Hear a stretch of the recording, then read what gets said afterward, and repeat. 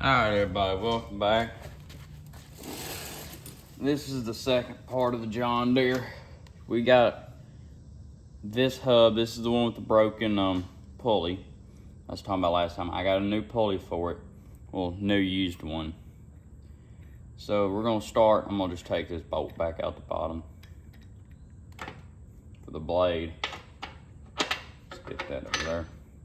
So we gotta get that nut off the top first so we can get the pulley off. So I got this vise. I need to get the bigger one. This is my little work table thing. Weld on it. I got the throatless shear for doing sheet metal on it. The vise. I put one of them Harbor Freight anvils on it. Basically, whatever I need. I use this label for it.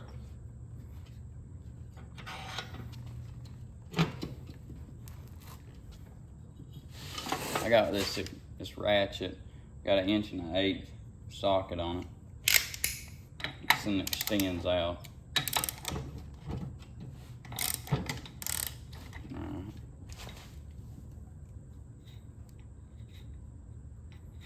I don't think it was supposed to have a washer on. I think I just put it on there because I found it and I thought it went there. So got that off. We won't put the washer back there. So now we gotta smack the pulley off. So we're gonna thread that nut back up on there a little bit.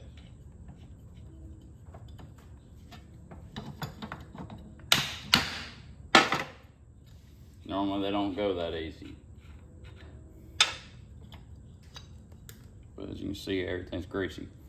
And we dropped our Woodruff key. Pick the Woodruff key up, set it aside. I'll show y'all, see. That's what I was talking about, it being broke right there. So, man. The keyway goes on up in there, so we still had plenty of material it was getting into. It's just that, you know, one spot was broke, and I'm gonna fix it. Let me go get a pair of gloves. I'll explain in a minute. So when I put these hubs together, when I used old bearings I had laying around to make sure the clutch and everything was gonna work, that all the hydraulics work and everything. These were used bearings. And it's what I had laying around, so I just kind of threw it together. That's why we got grease everywhere. I put grease in between the bearings on it. Wipe all that off. So now we got to press the shaft out of them two bearings. So we'll do it the same way.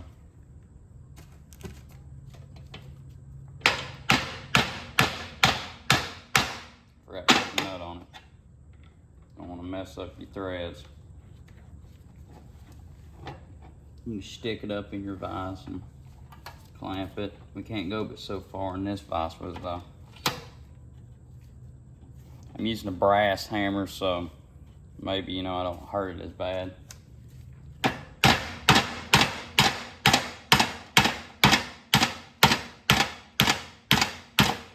Good. It's moving, but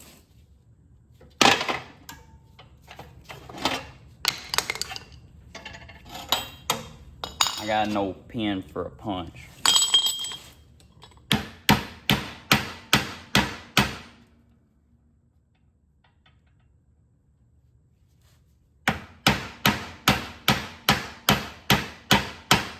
Let me grab another hammer. This is kind of shaky. Well, actually I got some over here. Got a dead blow and a claw hammer.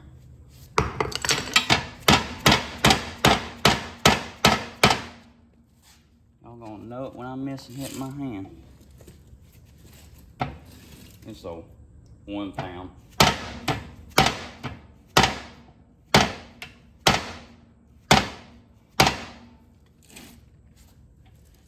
Good grief.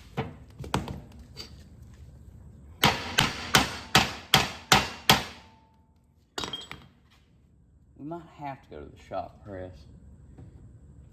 Told y'all we weren't, but my goodness. Might end up having to. Well.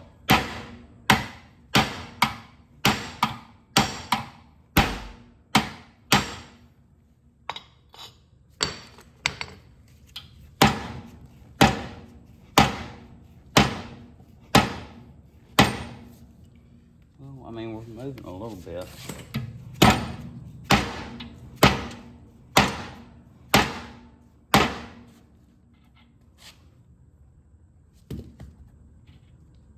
So I can get moving and we stop. Let me go grab this 4-pound dead block.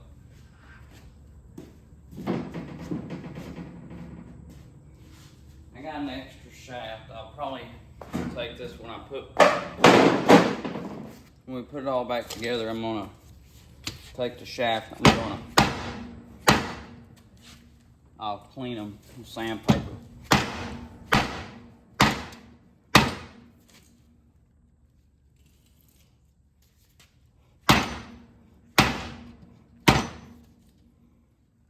Now we're bottoming out.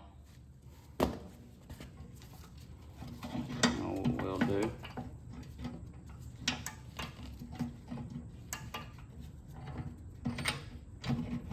Well, maybe. This is why you need a bigger vise when you're doing stuff like this.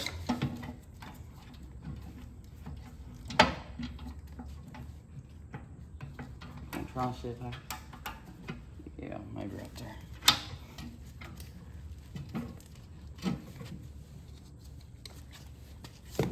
Big dead blow.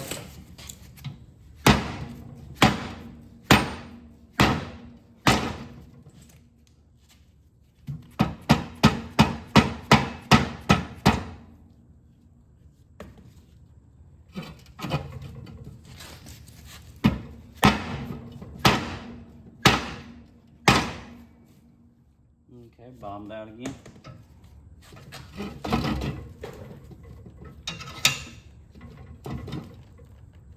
Goodness.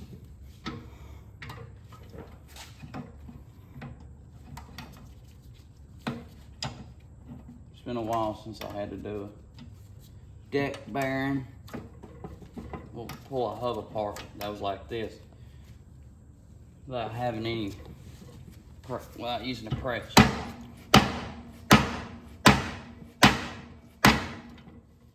And everyone that's had to do this before knows what I'm talking about.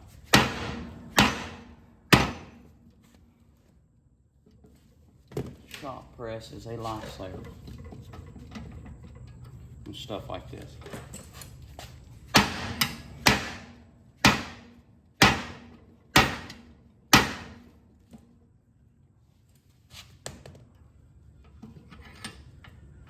Basically, all a shop press does keep you from going insane and beating the crap out of something.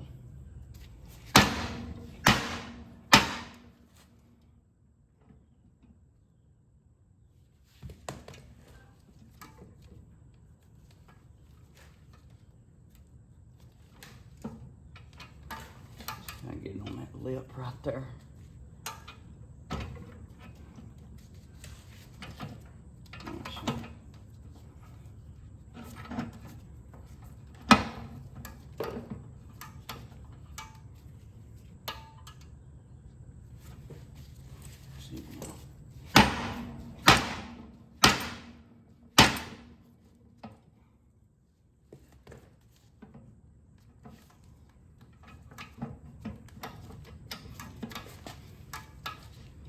It's a really tight fit.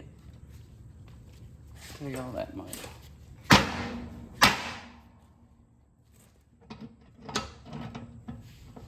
Alright.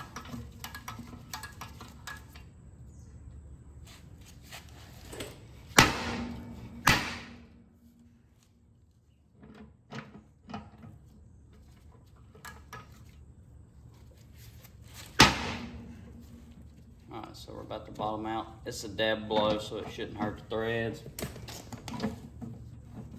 It'll probably hurt the threads because I'm doing it, but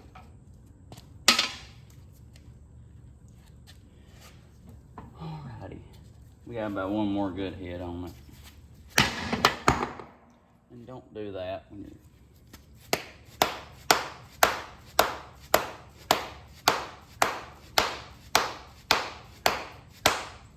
that's not recommended. I'm just gonna see if it works, you know.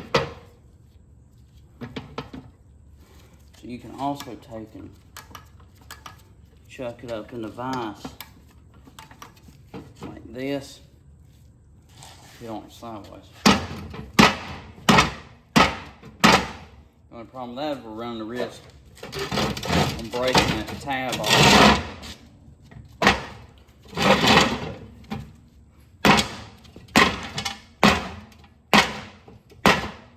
Or the whole tape moving across the earth. Trying to think here.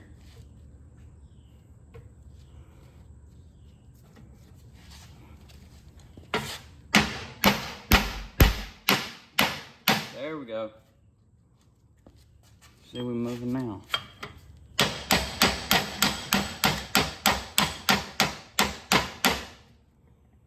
don't want to get that pin hammered up in there and get it stuck.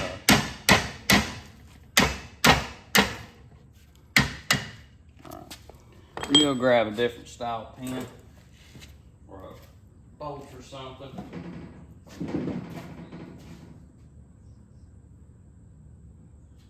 Well, maybe. I ain't got no more pin or any smaller. A bolt works pretty good as well. Let's use this big one.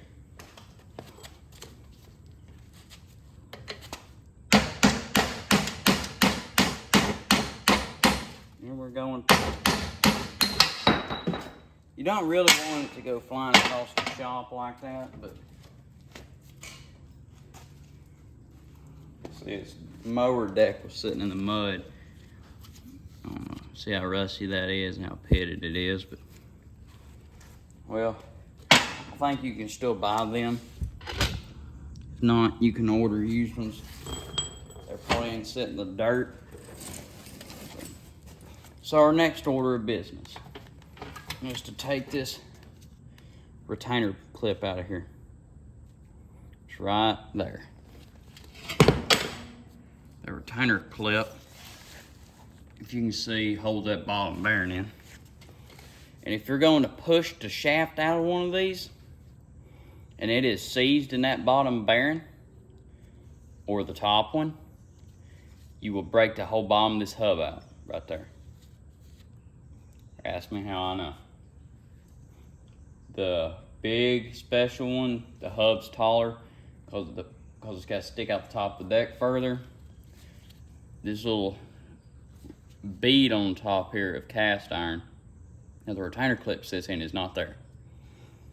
Can you still use it? Yeah, the shaft will keep it pulled up and everything tight because it's got another retainer clip in here and it's got a little spacer in there that keeps the bearings from coming together too far. But you know, it's not good to have it break off, but they break and there ain't really nothing you can do about it because I looked online and you can't buy that big main one on Amazon or anything. Turn on the fan.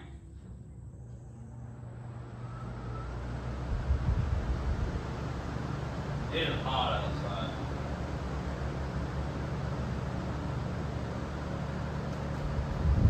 There we go.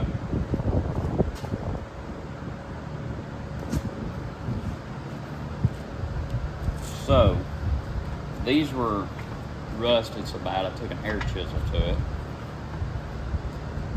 I got it took apart and everything though. I need all this vise. The rod that runs through it is threaded. I guess the main bolt or whatever. I'm not a vise expert. It's a Harbor Freight one. It's pretty good.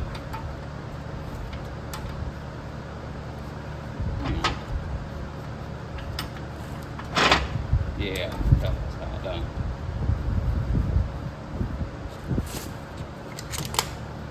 It's got these little grooves in it. You take and stick a flathead in.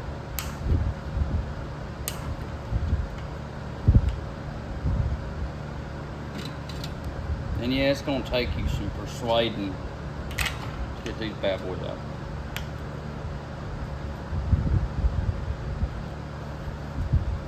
See, what I like to do is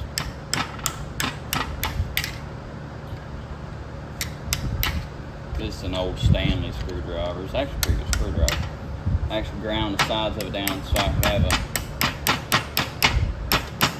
a nice grind the sides of it down so it's all flat, so I can get up in a carburetor on like a, for say, Predator 212 for instance, or a 420 or something, and I can get the main jet out, and it works really good so it don't, I got it out, so it don't, what is it? So it don't strip the main out. Alrighty. So, we're going to hammer the bottom bearing out, make a mess. We're going to hammer the top one.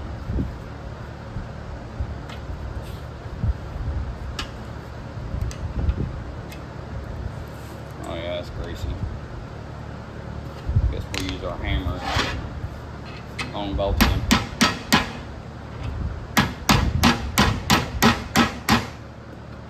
The bearings normally come out pretty easy. See? And like I said, there's that retainer ring right there. There's our bearing. There's a cardboard pop. We'll throw all our greasy parts in this half-cut box. So, there's the grease I put in there. It was just some red wheel bearing grease. It's dirty. It ain't bad, it's just that it's been through them old bearings.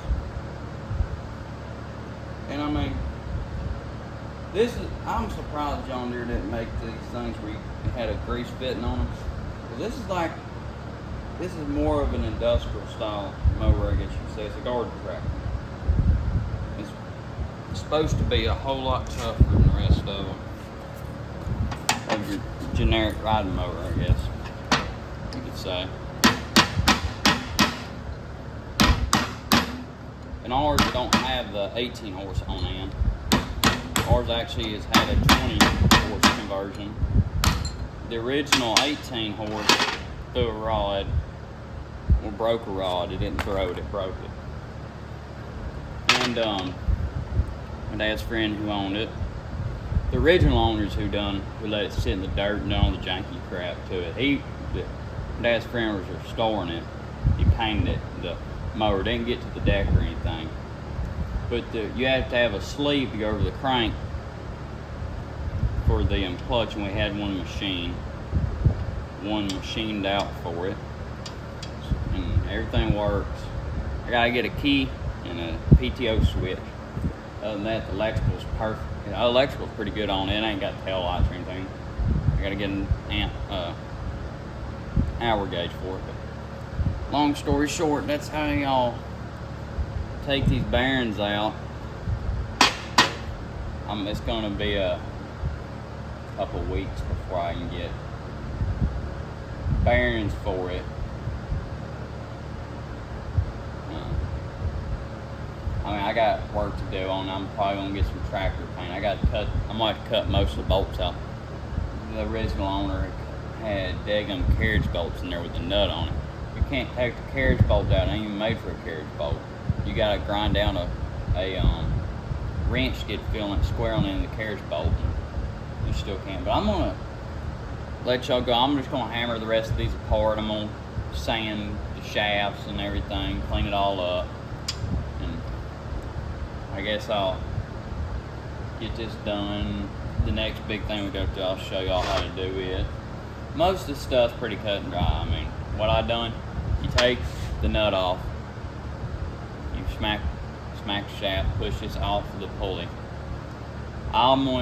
After sanding everything, you can use grease, copper grease, anti-seize. That stuff works really good, just it's gonna be all over you. Anything of that nature works really well to keep stuff from seizing up. That's what I particularly like to use is anti-seize. Wheel bearing grease, just normal grease works fine. Just copper grease, anything you want to use. All it does is, I guess, keep the moisture out of there, and it, I guess, kind of gives it some kind of lubrication when you go to pull it off. But, well, in this video, I'm going to get the rest of them broke down,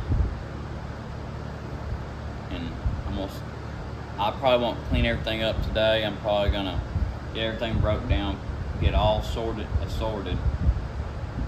Then I'm going to go back, and when I get the bearings, I'm going to sand everything. And yeah. Well, alright, thanks for watching. Hope you enjoyed it. Like and subscribe if you haven't already, and I'll see y'all next time.